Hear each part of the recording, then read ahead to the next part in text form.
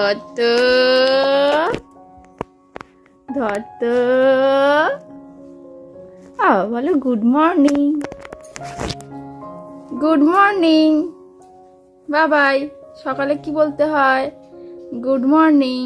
কি দেখছো? বৃষ্টি বৃষ্টি হচ্ছে। এই দেখো সকাল হয়ে গেছে, রোদ উঠেছে, বৃষ্টি পড়ছে টুপটাপ টুপটাপ, দেখেছো? আর ওই গাছেতে কত পাখি এসছিল, তুমি তো ঘুমাচ্ছিলে। অনেক পাখি এসছিল জানো, অনেক পাখি এসছিল। ওটো ওটো ওটো ওটো ওটো তুমি কাদু যায়, তুমি কাদু যায়।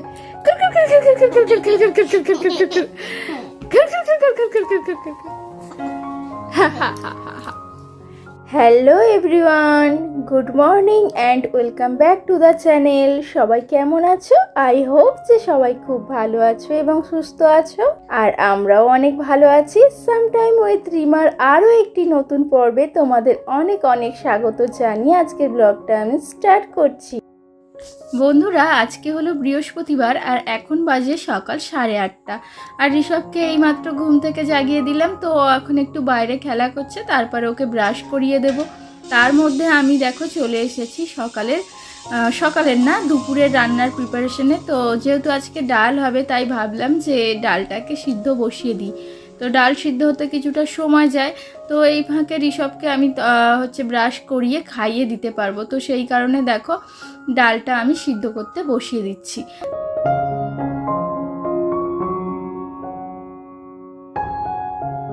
তো যেহেতু মুগ ডাল, তো সেই কারণে মুগ ডালটা তো একটু ভেজে নিতে হবে, নয়তো মুগ ডালের একটা গন্ধ থেকে যায়।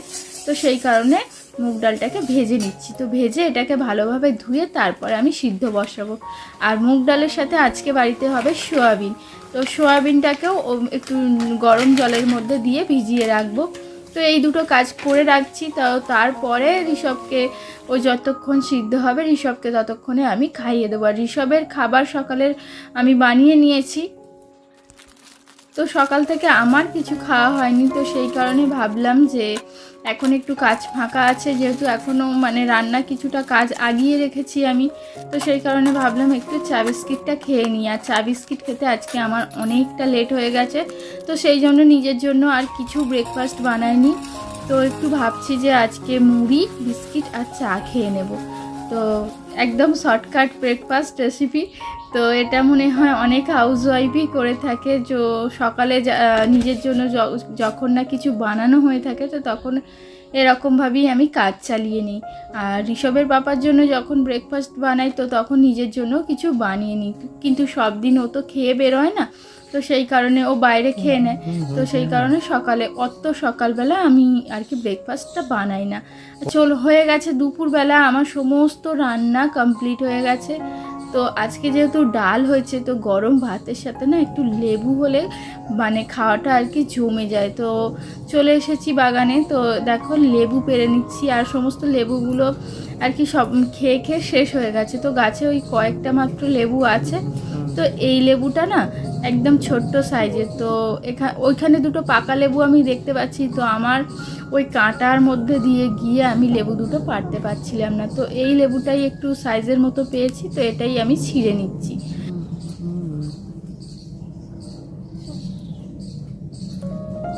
সেন্ট একটা মোমো সেন্টের গন্ধ।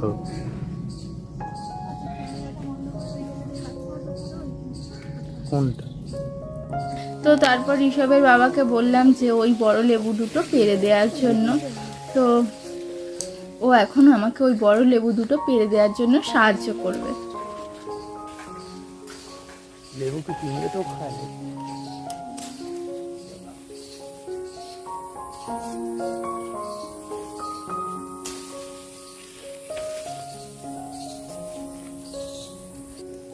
তো দেখো 3টে লেবু পেড়ে নিয়েছি, তো এটা দিয়েই কয়েকটা দিন চলে যাবে। তো গরম ভাতের সাথে লেবু দিয়ে ভাত খেতে খুবই ভালো লাগে, একটু টক টক। আর বৃষ্টি হয়েছে, ওয়েদারটা একদম নরম হয়ে আছে। আর ঋষভ ওর পিমনির সাথে ঘুরতে বের হয়েছে।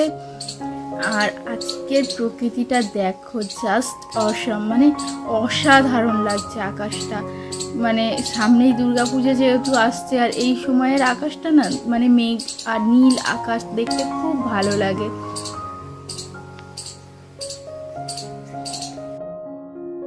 আকাশের এই সুন্দর মেঘটা দেখে না মনটা একদম ভরে গেল। তো এটাকেই একটু ক্যামেরাবন্দি করে নিলাম।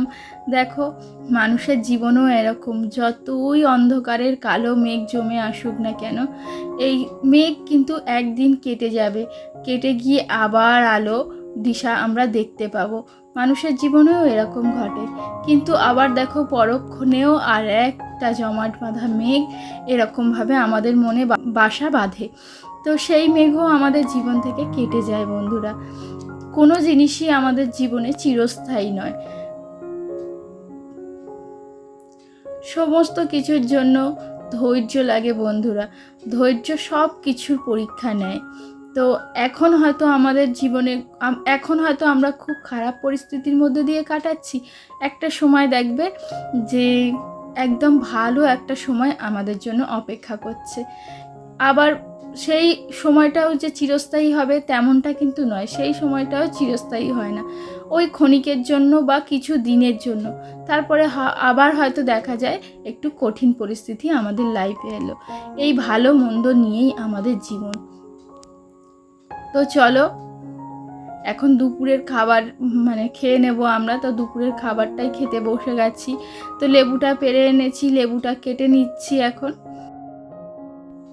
বাড়ির প্রত্যেকেরই মোটামুটি খাওয়া দাওয়া হয়ে গেছে। আমাদের বাড়িতে ওই রকম একসাথে খাওয়ার হয় না, সেটা মানে যে যখন কাজ থেকে ফেরে সেই অনুযায়ী হয়। ঋষভের পাপা যেহেতু একটু দেরি করে ফেরে, তো সেই কারণে আমাদেরও দুপুরের লাঞ্চটা একটু দেরি করেই হয়।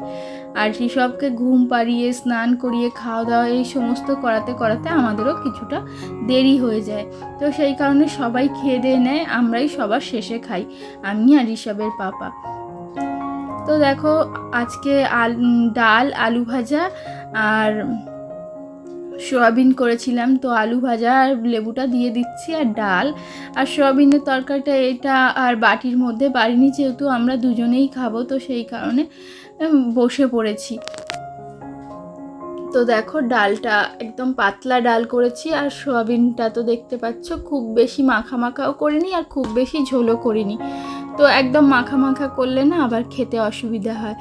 আর এই দেখো গরম ভাতের সাথে লেবুটা মিশিয়ে নিচ্ছি। আর এটা যেহেতু গন্ধরাজ লেবু, পাতিলেবু হলে হয় কি মানে ভীষণ টক হয় আর কোনো গন্ধ পাওয়া যায় না। তো আমার পাতিলেবু দিয়ে ভাত খেতে অতটাও ভালো লাগে না, আমি এই গন্ধরাজ লেবুটাই প্রেফার করি। তো গন্ধরাজ লেবুর হালকা একটা গন্ধও থাকে আর তার সাথে হালকা টক টক ভাব থাকে, তো এটাই খেতে আমার খুব ভালো লাগে। তো চলো বন্ধুরা এখন আমরা খাওয়া দাওয়াটা কমপ্লিট করে নিই।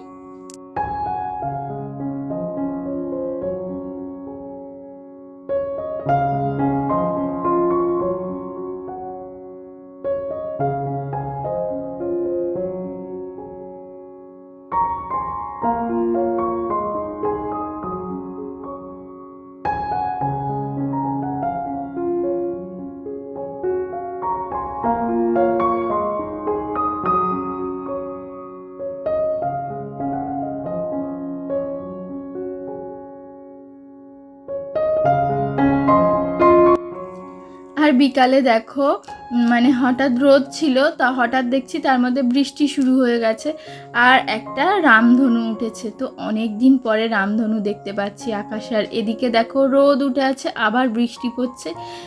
এক অদ্ভুত দৃশ্য, তো খুব ভালো লাগছে এরকম দৃশ্য দেখতে, না খুব ভালো লাগে। তো তোমরা যারা দেখছো তোমরাও এরকম রামধনু দেখতে পেয়েছো কি অবশ্যই কমেন্ট করে জানিও। তো এরই মধ্যে সন্ধ্যা হয়ে গেছে। তো সন্ধ্যা এখন ঋষভের পাপা যেহেতু বাড়ি আছে, তো সেই কারণে একটু চা বানিয়ে নিচ্ছি। তো সন্ধ্যার সময় একটু চা প্রত্যেক দিনই আমরা খেয়ে থাকি। আর আমরা না দুধ চাটা বিশেষত খাই না, খুব কমই খাই বললে চলে। তো আমরা এরকম লাল চাই খাই। তো এখন চায়ের মধ্যে একটু চিনি দিয়ে নিচ্ছি। তো যতক্ষণে চাটা ফুটছে ততক্ষণ আমি একটু অন্য কাজ সেরে নিই। চায়ের সাথে আজকে একটু মুড়ি মাখা খাবো। তো সেই কারণে অন্য কোনো সবজি নেই, মানে সবজি বলতে কি টমেটো কাঁচা লঙ্কা এগুলো আজকে বাড়িতে নেই। তো পেঁয়াজটাই একমাত্র সম্বল। তো পেঁয়াজটাই কেটে নিচ্ছি, পেঁয়াজ দিয়ে আর বাড়িতে যে সমস্ত ঝুরি ভাজা চানাচুর আছে তো ওইগুলো দিয়েই মুড়িটা মাখবো। বন্ধুরা, এ পর্যন্ত তোমাদের যদি আমার ভিডিওটা ভালো লেগে থাকে তো অবশ্যই ভিডিওটিতে একটি লাইক করে দিতে ভুলো না। আর যদি খুব বেশি ভালো লেগে যায় তো অবশ্যই আমার চ্যানেলটিকে সাবস্ক্রাইব করে দিয়ে আমার পাশে থেকো এবং আমাকে সাপোর্ট করো। বন্ধুরা, যেহেতু আমি ইউটিউবে নতুন এসেছি তো সেই কারণে আমি ইউটিউবের অনেক কিছুই জানি না, তো ভুল ভ্রান্তি এই সমস্ত কিছুটাই থাকবে, ঘটবে, কিন্তু চেষ্টা করব নিজের বেস্টটা দেওয়ার, ভিডিওগুলো করার, যাতে তোমাদের খুব ভালো লাগে। তো এইভাবেই তো মানুষ শেখে বলো, কেউ কি আর আমরা একদিনে কোনো কিছু শিখতে পারি? তো চেষ্টা করতে করতে, ভুল করতে করতে তবেই আমরা শিখতে পারি।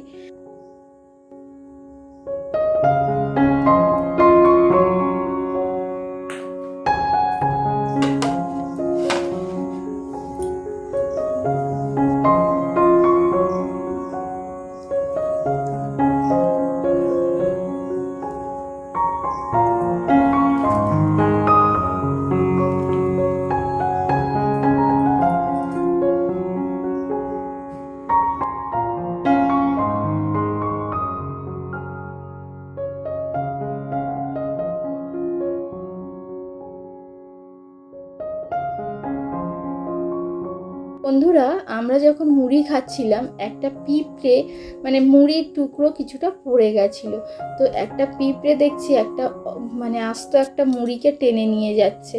তো পিঁপড়েরা তো শুনেছি নিজের ওজনের থেকেও মানে দ্বিগুণ ওজন বেশি বহন করতে পারে।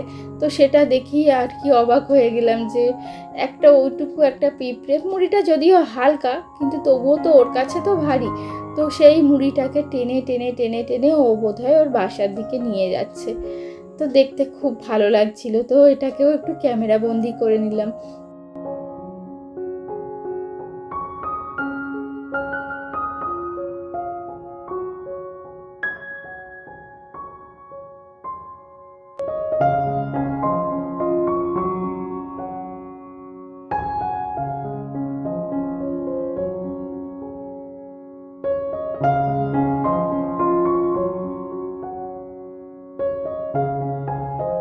আর বন্ধুরা, আজকের ভিডিওটা আমি এখানেই শেষ করব। দেখা হবে আগামী আরও একটি নতুন পর্বে। আজকের মতো টাটা বন্ধুরা।